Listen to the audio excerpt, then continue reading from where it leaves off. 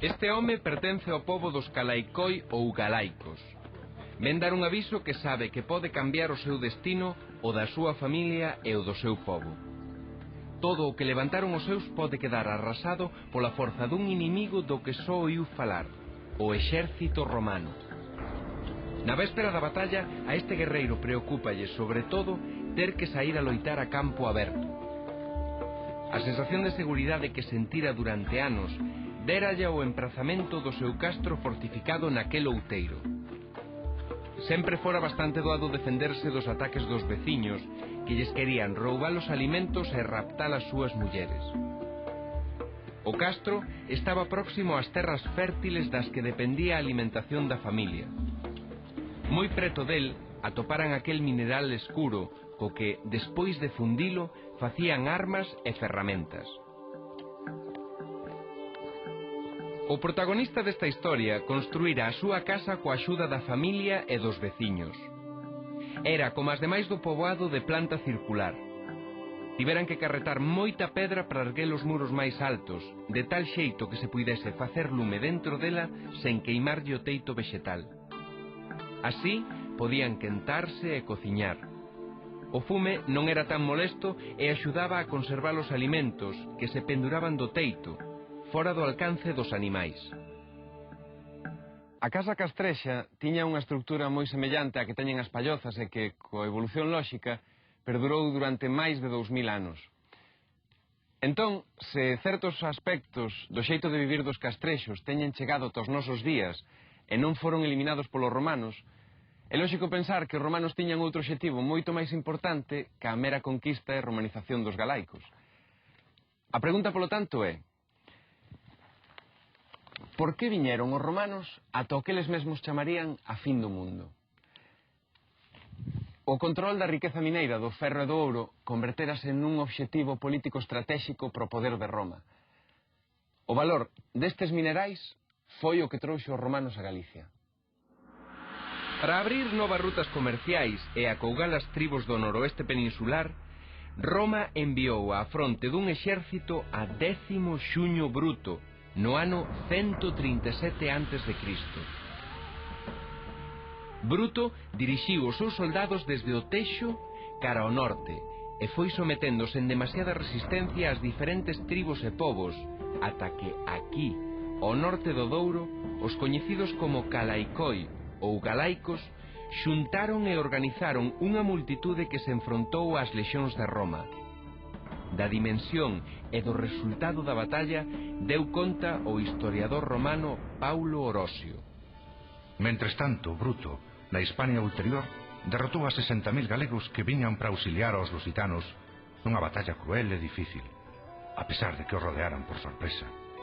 Nesta batalla morreron 50.000 galaicos, prenderon 6.000, e moi poucos puideron escapar.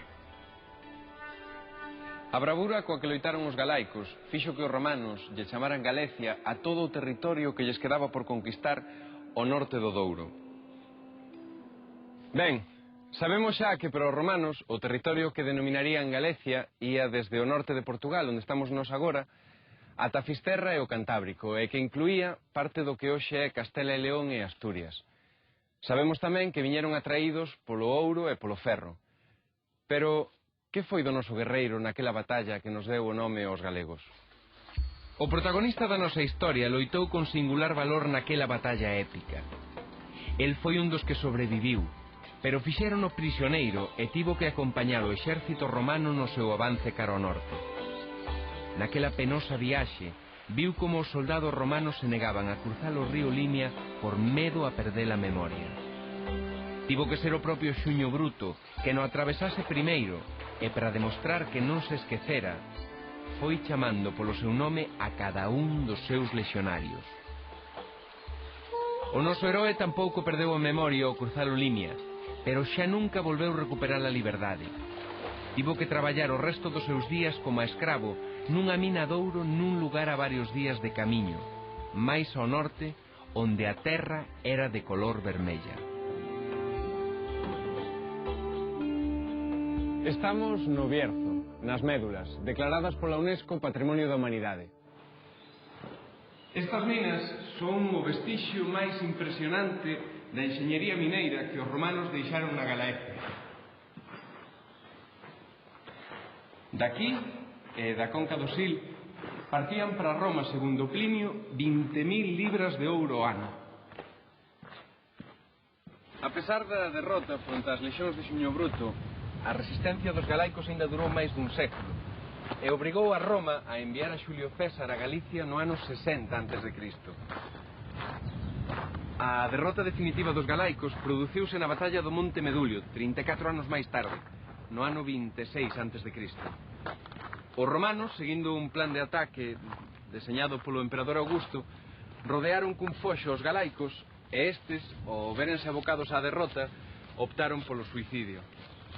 Despois, xa coa Galaecia romanizada, os galaicos seguiron vivindo en castros outros 5 séculos máis.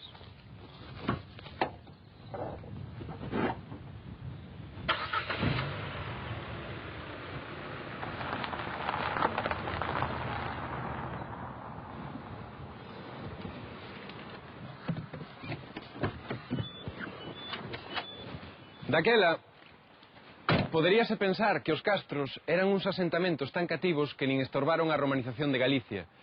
Pois ni moito menos.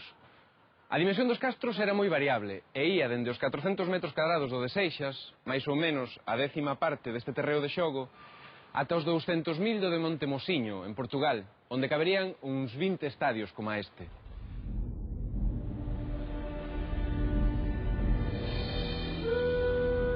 Unha das ideas erróneas que adoitamos asociar cos castros é que os castrexos vivían únicamente no monte, pero non é así. Hai castros costeiros como o de Baroña, Santa Tegra ou as Cíes, o cal demostraría que os castrexos dominaban as técnicas de navegación. Aínda que non existen datos fundados sobre os habitantes de cada comunidade castrexa, cabe pensar que a densidade de poboación debía ser alta, xa que están localizados máis de 3.000 castros en Galicia e no norte de Portugal. Na Galaecia, Augusto fundou 3 cidades principais unidas por vías, as que hoxe son Braga, Astorga e Lugo. Lucus Augusti foi a cidade romana galega por excelencia. Augusto fundou Lugo no ano 14 a.C., pero estas murallas construíronse 3 séculos despois, supónse que para facerlle fronte ás invasións bárbaras. Pero Lugo foi unha excepción, porque, tralo abandono dos castros, a aldea converteuse na forma básica de habitar o territorio. A esa sociedade máis ou menos romanizada chegou no século III o cristianismo da man do propio Imperio Romano. Máis tarde, no 410, asentáronse en Galicia uns 30.000 suevos que conseguiron crear aquí un reino.